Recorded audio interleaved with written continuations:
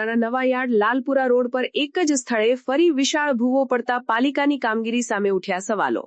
વડોદરા શહેરના નવાયાર્ડ લાલપુરા રોડ પર સામાન્ય વરસાદી ઝાપટા બાદ જમીન ધસી પડતા એક વિશાળ ભૂવો પડ્યો છે, જેને પગલે વાહન ચાલકો અને રાહદારીઓ માટે ગંભીર ખતરો ઊભો કર્યો છે। ચોમાસાની શરૂઆતમાં જ મુખ્ય માર્ગ પર પડેલા આ તોતિંગ ભૂવાને કારણે વડોદરા મહાનગરપાલિકાના તંત્રની ચિંતામાં નોંધપાત્ર વધારો થયો છે। અત્રે ઉલ્લેખનીય છે કે આ એ જ સ્થળ છે જ્યાં અગાઉ ચોમાસા દરમિયાન એક ગોજારી ઘટના ઘટી હતી અને ભૂવામાં ખાબકવાથી એક વ્યક્તિને પોતાનો જીવ ગુમાવવો પડ્યો હતો। આ દુર્ઘટના બાદ વહીવટીતંત્ર દ્વારા 6 માસ પૂર્વે જ આ સ્થળે મરામતની કામગીરી કરવામાં આવી હતી। જો કે લાખો રૂપિયાના ખર્ચે થયેલી કામગીરી બાદ પણ સામાન્ય વરસાદમાં જ ફરી એકવાર એ જ જગ્યાએ ભૂવો પડતા કોન્ટ્રાક્ટર અને પાલિકાની પ્રી મોન્સૂન કામગીરીની ગુણવત્તા સામે ગંભીર પ્રશ્નાર્થ સર્જાયો છે। એક જ સ્થળે વારંવાર જમીન ધસી પડવાની ઘટનાને પગલે સ્થાનિક રહીશોમાં પાલિકા તંત્ર વિરુદ્ધ ભારે આક્રોશ ભભૂકી ઉઠ્યો છે। નાગરિકોનો આક્ષેપ છે કે ભ્રષ્ટાચાર અને હલકી કક્ષાની કામગીરીના કારણે સામાન્ય જનતાના જીવ સાથે ખુલ્લેઆમ ચેડા થઈ રહ્યા છે।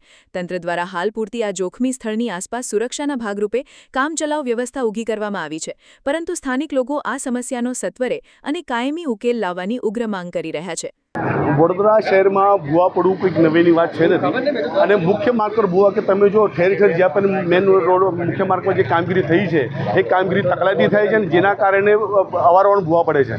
અત્યારે વાત કરીએ કે લાલપુરા મુખ્ય માર્ગ પર છે જે ભૂવાની કામગીરી 6 થી 7 મહિના પહેલાં થઈ હતી અને દુઃખની વાત એ છે કે અમારા વિસ્તારનો લાલપુરા ગામનો એક નવજવાને આ ભૂવાની અંદર જીવ ગુમાવ્યો હતો। આ તો વાત એ છે કે કોઈ બી વ્યક્તિ જીવ ગુમાવે એટલે 5-10 લાખ આપીને ઠંડા કરતો, પણ જે પ્રમાણે કામગીરી થવી જોઈએ અને ખરેખર તમને કહી દઉં કે માલે તુજારાવાનું કોન્ટ્રાક્ટર આપવાના અને જે પ્રમાણે કામગીરી તકલાદી કામગીરી કહેતો જો કે 5-6 મહિના 6-7 મહિના થાય ને ફરી ભૂવો પડ્યો અને આ જે ભૂવો છે રાતના 2 થી 3 વાગે દરમિયાન પડ્યો હતો। હોય છે કે કોઈને જીવ ગુમાવ્યો હોત તો ફરી તંત્ર એ જ કામગીરી કરે। એટલે આપણા ચેનલના માધ્યમથી મ્યુનિસિપલ કમિશનર સાહેબને એક વાત કહેવા માંગીશ કે જે પણ વડોદરા શહેરની અંદર મુખ્ય માર્ગ પર જ્યાં પણ કામગીરી થતી હોય ત્યાં તમે જો કે જ્યાં બી ભૂવા પડે છે ત્યાં રિપીટ ભૂવા પડી રહ્યા છે। એટલે જે પણ કોન્ટ્રાક્ટર છે કોન્ટ્રાક્ટર પ્રોપરલી કામગીરી કરતા નથી અને જેના કારણે એનો ભોગ લોકો ભોગવી રહ્યા છે। એટલે આવનારા સમયની અંદર ખરેખર આની માટે જે પણ કોન્ટ્રાક્ટર છે એને બ્લેકલિસ્ટ કરે અને વહેલામાં વહેલી તકે આ જે ભૂવો છે અને અત્યારે તમને કહું કે તહેવારોની શરૂઆત થઈ રહી છે, આ ગામનો મુખ્ય માર્ગો હોય તહેવારોની શરૂઆત થઈ જાય, હવે આ જે ભૂવો પડ્યો ફરી 2 થી 4 મહિના થશે એટલે લોકો હેરાન થશે।